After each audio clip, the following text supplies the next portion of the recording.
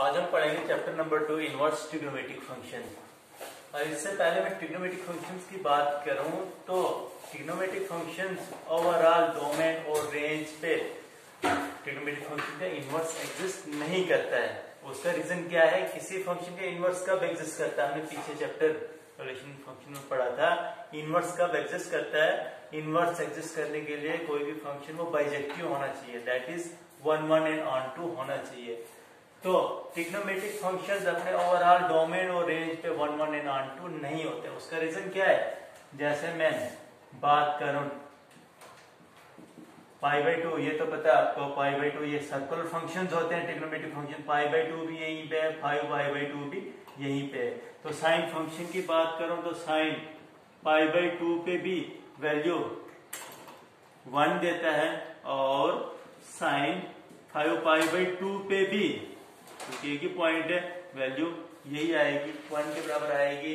तो डोमेन के दो अलग अलग पॉइंट्स के जब सेम आगे इमेज आ रही है तो फंक्शन जो है वो ऑन टू नहीं होता। ऑन टू नहीं तो बाइजेक्टिव नहीं है, और बाइजेक्टिव नहीं तो इसका मतलब ट्रिग्नोमेट्रिक फंक्शन का ओवरऑल डोमेन और रेंज का उनके इनवर्स एग्जिस्ट नहीं करता है। बट ब्रांच वाइज देखें तो ब्रांच वाइज इनके इनवर्स एग्जिस्ट करेगा। तो यहाँ पे जो हम इनवर्स ट्रिग्नोमेट्रिक फंक्शन का पढ़ेंगे तो एक फिक्स ब्रांच के लिए, प्रिंसिपल वैल्यू ब्रांचेस के लिए इनका इनवर्स एग्जिस्ट करेगा।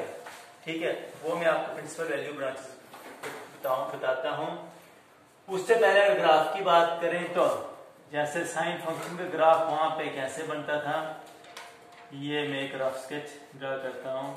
इनवर्स फंक्शन का ग्राफ में तो इसी का ही ये आ जाएगा, ये इनवर्स y एक्सिस जो बनता था ऐसे ये वेव टाइप। तो इनवर्स ट्रिग्नोमेट्रिक फंक्शन का क्या बनेगा? जैसे साइन इनवर्स x का ये होगा, ये था साइन x का, तो साइन इनवर्स इस तरह से ग्राफ आएगा। इसका आप बुक से ग्राफ देख सकते हो। तो अब ये ब्रांच वाइज इनका इनवर्स एग्जिस्ट करता है, तो उसके लिए मैं आपको वो डोमेन और रेंज या प्रिंसिपल वैल्यू ब्रांचेस भी कहेंगे, वो बताता हूँ इनवर्स ट्रिग्नोमेट्रिक फंक्शंस की क्या है। जो भी वैल्यू हमारे पास आएगी उसी प्रिंसिपल वैल्यू ब्रांच में लाई करनी चाहिए। तो इनकी आपको पढ़ने के लिए, आगे पढ़ने के लिए प्रिंसिपल वैल्यू ब्रांच का पता होना चाहिए इनवर्स ट्रिग्नोमेट्रिक फंक्शन की। तो वो क्या है? तो यहाँ पे मैं लिखता हूँ डोमेन एंड रेंज। टॉपिक हमारा डोमेन एंड रेंज, या रेंज को हम क्या कहेंगे? Principal value branch. Principal value branches of inverse trigonometric function. Inverse trigonometric functions हम यहाँ पे पढ़ते हैं। तो इसके लिए टेबल आपको ध्यान से देखना है। यहां से मैं लेता हूं फंक्शन, फिर इसका डोमेन लिखेंगे हम, और आगे इसकी रेंज या इसको प्रिंसिपल वैल्यू ब्रांच भी लिख सकते हो। प्रिंसिपल वैल्यू ब्रांच भी लिख सकते हो। तो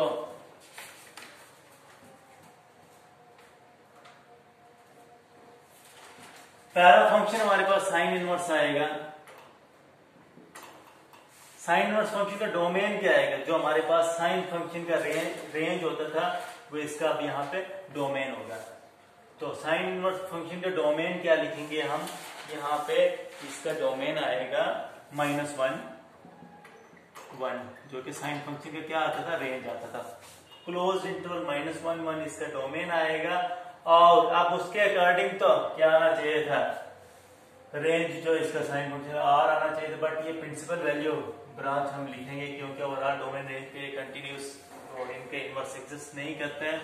तो इसका रेंज क्या लिखोगे आप? इस ब्रांच में इसका ये 1 1 ऑन टू होता है, बाइजेक्टिव होता है। उसके लिए प्रिंसिपल वैल्यू ब्रांच में बता रहा हूँ। प्रिंसिपल वैल्यू ब्रांच इसकी -π/2 to π/2 क्लोज इंटरवल, ये इसकी रेंज प्रिंसिपल वैल्यू ब्रांच आएगी। इनकी कभी भी साइन इनवर्स की हमें वैल्यू निकालनी होगी तो वो वैल्यू हमेशा इसी इसमें आनी चाहिए, -π/2 या उससे बड़ी, π/2 या उससे छोटी। दूसरा फंक्शन अगर मैं cos इनवर्स फंक्शन की बात करूं तो इसका डोमेन भी यही आएगा -1 to 1 क्लोज इंटरवल, और इसका रेंज क्या आएगा 0 to π क्लोज इंटरवल। ये cos फंक्शन का हमारे पास आया रेंज। तीसरा फंक्शन tan इनवर्स फंक्शन में डोमेन क्या आएगा ऑल रियल नंबर, और इसकी जो आगे रेंज आएगी वो आएगी -π/2 to π/2 ओपन इंटरवल। फिर नेक्स्ट tan के बाद cot इनवर्स फंक्शन जो होगा इसमें भी डोमेन ऑल रियल नंबर्स, और इसकी रेंज आएगी 0 to π ओपन इंटरवल। उसके बाद नेक्स्ट आएगा tan cot के बाद में sec इनवर्स में डोमेन क्या आएगा all real numbers except -1 to 1, ये ओपन इंटरवल। इस ओपन इंटरवल के अलावा सभी रियल नंबर्स इसका डोमेन, और इसकी रेंज क्या आएगी 0 to π क्लोज इंटरवल एक्सेप्ट π/2। इस पॉइंट के अलावा कोई भी इस क्लोज इंटरवल की कोई भी वैल्यू। और लास्ट में आया कोसेक इनवर्स फंक्शन में डोमेन क्या आएगा, डोमेन सेम ही होगा, real numbers except -1 to 1 open interval, और इसमें क्या आएगा -π/2 to π/2 close interval except 0 point इसमें आ ही नहीं सकता है। तो ये आया हमारे पास domain and range of inverse trigonometric functions. इसकी हेल्प से हम आगे पढ़ेंगे, किसी भी इनवर्स ट्रिग्नोमेट्रिक फंक्शन की आगे वैल्यू फाइंड कर सकते हैं, इसके बेसिस पे आएगी, आपको टेबल याद रखना है। तो नेक्स्ट इसी बेसिस पे हम इसकी एक्सरसाइज सॉल्व करते हैं। एक्सरसाइज में पहले क्वेश्चन में हमने क्या करना है, ये प्रिंसिपल वैल्यूज निकालनी है। इनवर्स ट्रिग्नोमेट्रिक फंक्शंस दिए गए हैं, उनकी प्रिंसिपल वैल्यूज निकालनी है। तो हमें ध्यान देना साइन फंक्शन की, हमेशा कोई भी साइन इनवर्स फंक्शन होगा तो वो इसमें लाई करेगी cos की, इस इंटरवल में tan की, इस इंटरवल में cot की, इस इंटरवल में sec और cosec की, इस इंटरवल्स में, यहाँ से इसको याद रखना है। तो इनकी वैल्यूज फाइंड करनी। पहला फंक्शन क्या दिया गया हमारे पास, साइन इनवर्स -1/2, इसकी वैल्यू फाइंड करनी है। तो वैल्यू जो भी आएगी वो इसकी प्रिंसिपल वैल्यू ही आएगी। प्रिंसिपल वैल्यू क्या होती है, जो प्रिंसिपल वैल्यू ब्रांच में लाई करे उसको हम क्या कहेंगे, प्रिंसिपल वैल्यू कहेंगे। तो एक्सरसाइज इसकी 2.1, एक्सरसाइज 2.1 में हमारे पास पहला क्वेश्चन क्या दिया गया, इनवर्स ट्रिग्नोमेट्रिक फंक्शन क्या है, साइन इनवर्स -1/2। तो सॉल्यूशन में मैं इसको y लेट करता हूं। सॉल्यूशन में हम क्या करेंगे, जो हमारे पास इनवर्स ट्रिग्नोमेट्रिक फंक्शन दिया है साइन इनवर्स -1/2 को मैं लिखूंगा y के बराबर। अगर ये y के बराबर है तो which implies that sine y is equal to किसके बराबर आएगा, -1/2। कैसे आया ये देखो, साइन इनवर्स -1/2 y के बराबर है। साइन कोई साइड आया तो ये क्या आ जाएगा, साइन इनवर्स का साइन y बनेगा। ठीक है, मैं क्या लिखता हूँ, इस साइड -1/2, लेफ्ट साइड में ऐसे साइन इनवर्स से साइड आया तो साइन इनवर्स से ये कैंसिल, ये बनेगा साइन y। एक ही बात है, मैंने क्या लिखा, ये पहले इंटरचेंज करके लिख दिया है, sine y is equal to -1/2, inverse side है, sine y is equal to -1/2 के बराबर। तो which is equal to -1/2, sine y -1/2 है, इसकी जगह में माइनस ऐसे, और 1/2 साइन की वैल्यू कब होती है, ये हमें याद रखना है। 1/2 साइन की वैल्यू कब होती है, π/6 पे, इनकी 30 डिग्री पे। तो मैं माइनस ऐसे इसकी जगह लिखता हूँ साइन π/6, या इसी को मैं साइन -π/6 भी लिख सकता हूं, क्योंकि माइनस साइन थीटा को साइन ऑफ माइनस थीटा हम लिख सकते हैं। अगर साइन y साइन -π/6 के बराबर आ रहा है तो विच इंप्लाइज दैट y की वैल्यू किसके बराबर आएगी, -π/6 के बराबर। क्योंकि हमने पढ़ा था जब भी दो एंगल्स के अगर ट्रिग्नोमेट्रिक रेशियो सेम हो तो एंगल्स भी आपस में इक्वल होते हैं, जिसको मतलब y किसके बराबर आएगा, -π/6 के बराबर। और हमने देखना है ये प्रिंसिपल वैल्यू ब्रांच में लाई करना चाहिए, उसको बिलोंग करना चाहिए। तो इसकी साइन की क्या थी, -π/2 to π/2, उस इंटरवल को, क्लोज इंटरवल को ये बिलोंग करता है, उसी के बीच में ये लाई कर रहा है। तो इसका मतलब y की वैल्यू ये आई, y क्या था हमारे पास, ये इनवर्स ट्रिग्नोमेट्रिक फंक्शन। तो देयरफॉर मैं लिखूंगा प्रिंसिपल वैल्यू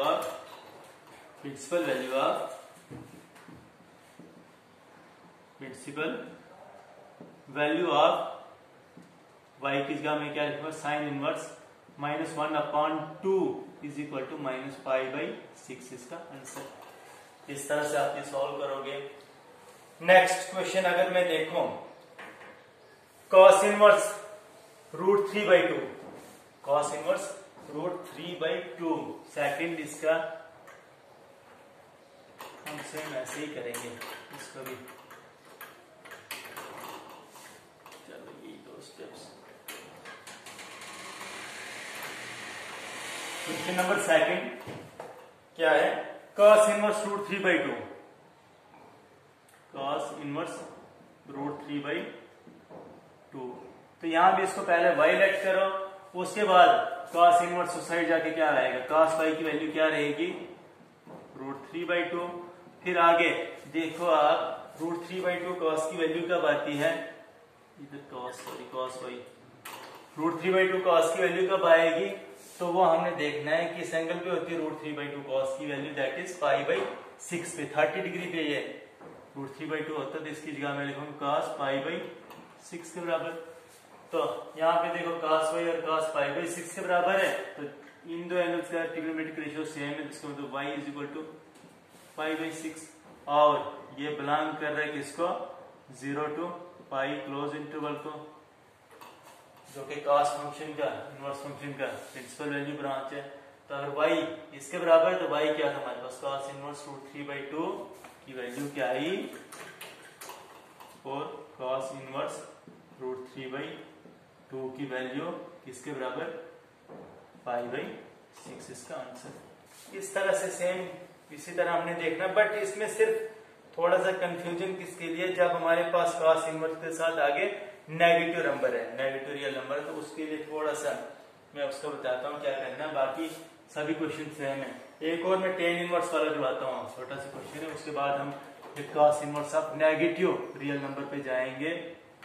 तो देखो क्वेश्चन नंबर 4 में tan वाला देखो, लेट यहाँ पे क्या है, tan इनवर्स -√3, tan इनवर्स -√3 है, इसको मैं y लेट करो, तो tan इनवर्स उस साइड जाके क्या इसका tan y क्या आ जाएगा, -√3। फिर यहाँ पे देखना है कि ये माइनस का माइनस, और √3 कब होती है tan की वैल्यू, 60 डिग्री, दैट इज π/3 पे। इसकी जगह मैं लिखता हूँ माइनस ऐसे, तो √3 की जगह tan π/3, इसको मैं लिख सकता हूँ -tan π/3 को tan ऑफ -π/3। तो tan -π/3 के बराबर है, तो y की वैल्यू क्या आएगी, -π/3 के बराबर y की वैल्यू ये आए, तो y क्या था, tan इनवर्स -√3 के बराबर। इसका मतलब principal value of tan inverse -√3 क्या आई, -π/3 इसका आंसर। अब क्वेश्चन नंबर 5 देखो, यहाँ पे cos इनवर्स फंक्शन है। cos और sec इनवर्स के केस में जब भी नेगेटिव एंगल होगा तो उसका कैसे करना है, ये देखो।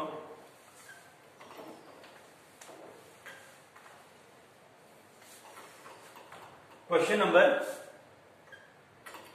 5 में इसको भी cos इनवर्स और ये नेगेटिव रियल नंबर है, दैट इज -1/2 किसके बराबर है, इसको हम y लेट करते हैं, और ये y के बराबर है, तो विच इंप्लाइज दैट ये आ जाएगा cos y is equal to -1/2। इसको आप लिखोगे which is equal to -1/2। cos की वैल्यू क्या होती है, 1/2 cos की वैल्यू किस एंगल पे आएगी, 60 डिग्री, दैट इज π/3 पे। तो मैं माइनस ऐसे, तो 1/2 की क्या लिखता हूँ cos π/3। तो अब यहाँ पे cos नेगेटिव और वैल्यू आ रही है cos नेगेटिव cos फंक्शन को आप cos ऑफ -π/3 नहीं लिख सकते, क्योंकि हमने क्या पढ़ा था, कभी भी cos ऑफ -θ नेगेटिव एंगल का cos फंक्शन भी पॉजिटिव वैल्यू देता है, ठीक है। इसको हम नहीं लिख सकते जैसे बाकी ट्रिग्नोमेट्रिक फंक्शन के लिए मैंने लिखा था, जैसे नेगेटिव होता था हम एंगल के साथ में नेगेटिव साइन लगाते थे, इस केस में ऐसा नहीं होगा। इसको आप चेंज करो, हमें पता है cos किस क्वाड्रेंट में नेगेटिव होता है, आपने 11th में पढ़ा, सेकंड क्वाड्रेंट में cos नेगेटिव वैल्यू देता है। मैं इसको सेकंड क्वाड्रेंट के एंगल बनाता हूँ, इसको सेकंड क्वाड्रेंट के एंगल में चेंज करना, तो -cos π/3 को आप लिखो cos ऑफ π - π/3 कर दो, एक ही बात है। देखो यहाँ पे जब भी पाई हो तो cos का तो यही आएगा cos π/3, but pi minus any acute angle quadrant कौन सा, सेकंड, और सेकंड क्वाड्रेंट में cos कौन सी वैल्यू देता है, नेगेटिव वैल्यू, ये और ये एक ही बात है। और अब ये किसके बराबर आएगा, इसको मैं लिख सकता हूँ cos ऑफ π - π/3, 3 × π, 3π - π, ये आ जाएगा 2π/3 के बराबर। ऐसे चेंज करना है फर्स्ट क्वाड्रेंट के एंगल में, जब भी नेगेटिव ये बनेगा तो इसको फर्स्ट क्वाड्रेंट में पाई माइनस ये कोई भी जो एंगल होगा उसको पुट कर देना है। cos y की ये वैल्यू है, इंप्लाइज दैट y की वैल्यू क्या आ जाएगी, 2π/3, और ये बिलोंग करता है 0 to π क्लोज इंटरवल में, और इस इंटरवल में बिलोंग कर रहा है, तो देयरफॉर cos इनवर्स -1/2 किसके बराबर आया, 2π/3, इसका आंसर। नेक्स्ट tan इनवर्स -1, ये सिंपल है, इसे हम निकलेंगे। सेक इनवर्स में पॉजिटिव एंगल के लिए तो सिंपल है, उससे कोई ये नहीं है। तो क्वेश्चन नंबर 9 भी इसी तरह है, क्वेश्चन नंबर 9 भी देखो, क्वेश्चन नंबर 9 में क्या है, लेट ये क्या है, cos इनवर्स -1/√2 है, यहाँ भी नेगेटिव रियल नंबर है cos इनवर्स फंक्शन का, तो इसमें हम क्या करेंगे, इसको y लेट करते हैं, और ये y है, इंप्लाइज दैट cos y की वैल्यू आ जाएगी -1/√2, माइनस से 1/√2, cos की वैल्यू कब होती है, π/4 इनकी 45 है, तो मैं लिखूंगा cos π/4, इसको सिंपली आप कैसे चेंज करोगे, इसको cos ऑफ -π/4 नहीं लिखोगे, इसकी जगह पे आप लिखोगे cos π - π/4, तो ये आ जाएगा cos 4π - π 3π/4 के बराबर। ऐसा सिर्फ हमने कब करना है, जब cos इनवर्स और sec इनवर्स के साथ में अंदर नेगेटिव रियल नंबर होगा, नेगेटिव नंबर होगा तब। बाकी ट्रिग्नोमेट्रिक रेशियोज के लिए तो सीधा ही, जब यहाँ नेगेटिव साइन आए तो हमने आगे एंगल के साथ में नेगेटिव साइन लगाना है। इंप्लाइज दैट y की वैल्यू 3π/4, तो देयरफॉर y की वैल्यू ये है, तो मैं लिख सकता हूँ principal value of cos inverse -1/√2 क्या आई, 3π/4, इसका आंसर। यहाँ पे ये भी लिखा 0 to π क्लोज इंटरवल को बिलोंग कर रहे हैं। तो इस तरह से हम किसी भी ट्रिग्नोमेट्रिक फंक्शंस की ये वैल्यू, प्रिंसिपल वैल्यू निकाल सकते हैं, ये इनकी प्रिंसिपल वैल्यू आएगी। क्वेश्चन नंबर 11, 12, ये दोनों क्वेश्चन सेम है, ये वैल्यूज फाइंड करनी है हमने। तो देखो यहाँ पे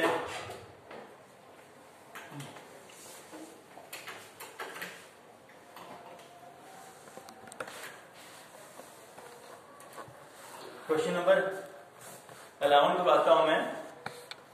क्वेश्चन नंबर 11 क्या है,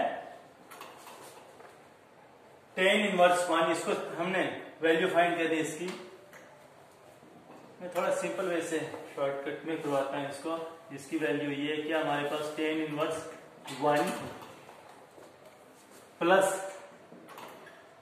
cos इनवर्स -1/2